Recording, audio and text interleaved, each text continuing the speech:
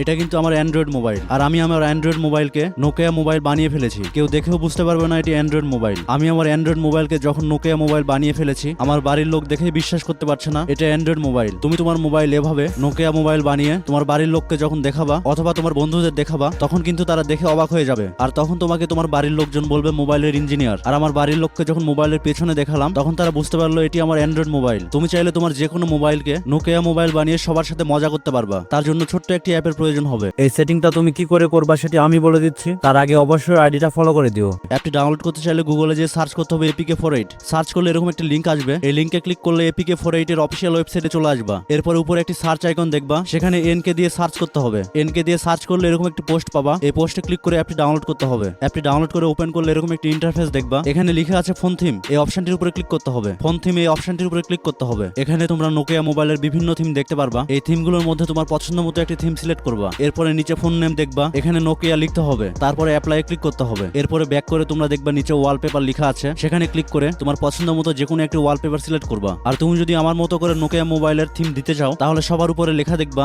Set default launcher. এই অপশনটির উপরে click করতে হবে। উপরে লেখা আছে নোকিয়া 1280। এই অপশনটি সিলেক্ট করে দিয়ে নো করবা। তাহলে তোমার অ্যান্ড্রয়েড মোবাইল সহজেই নোকিয়া 1280 মোবাইলটিতে রূপান্তর করতে পারবা। ব্যাকগ্রাউন্ডে হয়তো দেখতে পাচ্ছ আমার অ্যান্ড্রয়েড মোবাইল পুরোপুরি নোকিয়া মোবাইল হয়ে গেছে। এখন তুমি যদি আগের মতো মোবাইলটা করতে চাও, তাহলে মাঝখানে ক্লিক করলে মেনু চলে আসবে। তারপরে সাইডে ক্লিক করে নোকিয়া এই অ্যাপটি বের করতে হবে। অ্যাপটি বের করে অ্যাপটির মধ্যে প্রবেশ করতে হবে। তারপরে নিচে দেখবা সিস্টেম লঞ্চার। এখানে ক্লিক করলেই মোবাইলটি আবার আগের পজিশনে চলে যাবে। এরকম টিপসের ভান্ডার আরো দেখতে চাইলে এখনই আইডিটা চেক আউট করে আসো।